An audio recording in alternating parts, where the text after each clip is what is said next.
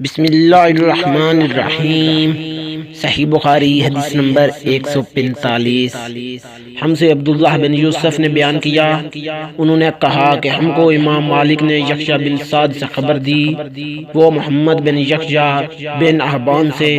وہ اپنے چچا واسع بن احبان سے روایت کرتے ہیں، وہ عبداللہ بن عمر رضی اللہ تعالیٰ عنہ سے روایت کرتے ہیں، وہ فرماتے تھے کہ لوگ کہتے تھے کہ جب قضاء حاجت کے لیے بیٹھو تو نہ قبلہ کی طرف منہ کرو نہ بیت المقدس کی طرف۔ یہ سن کر عبداللہ بن عمر رضی اللہ تعالیٰ عنہ نے فرمایا کہ ایک دن میں اپنے گھر کی چھت پر چڑھا تو میں نے نبی کریم صلی اللہ علیہ وسلم کو دیکھا کہ آپ بیت المقدس کی طرف منہ کر کے 2 اینٹوں پر قضاء حاجت کے لیے بیٹھے ہیں۔ پھر عبداللہ بن عمر رضی اللہ تعالیٰ عنہ نے واسع سے کہا کہ شاید تم ان لوگوں میں سے ہو جو اپنے چوتلوں کے بل نماز پڑھتے ہیں۔ تب میں نے کہا اللہ کی قسم میں نہیں جانتا کہ آپ کا مطلب کیا ہے۔ امام مالک رحمۃ اللہ علیہ تعالیٰ نے کہا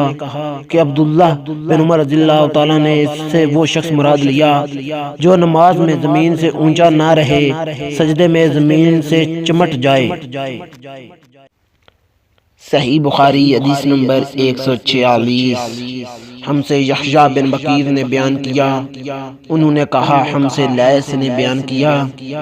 ان سے عقیل نے ابن شہاب کے واسطے سے نقل کیا، وہ عروہ بن زبیر سے، وہ عائشہ رضی اللہ تعالی عنہا سے روایت کرتے ہیں کہ رسول اللہ صلی اللہ علیہ وسلم کی بیویاں رات میں مناسہ کی طرف قضاء حاجت کے لیے جاتی ہیں، اور مناسہ ایک کھلا میدان ہے، تو عمر رضی اللہ تعالی عنہ رسول اللہ صلی اللہ علیہ وسلم سے کہا کرتے تھے کہ اپنی بیویوں کو پردہ کرائیے، مگر رسول اللہ صلی اللہ علیہ وسلم نے اس پر عمل نہیں کیا۔ ایک روز رات کو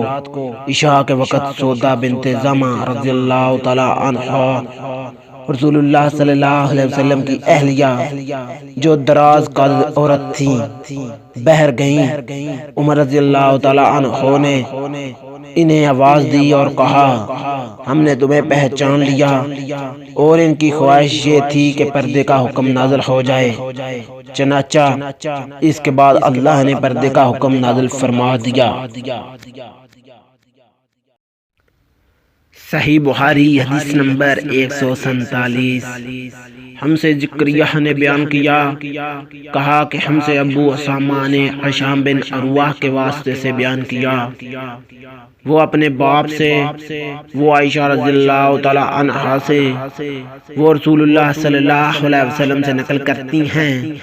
کہ آپ صلی اللہ علیہ وسلم نے اپنی بیویوں سے فرمایا کہ تمہیں قضاء حاجت کے لیے باہر نکلنے کی اجازت ہے۔ ہشام کہتے ہیں کہ حاجت سے مراد پخانے کے لیے باہر جانا ہے۔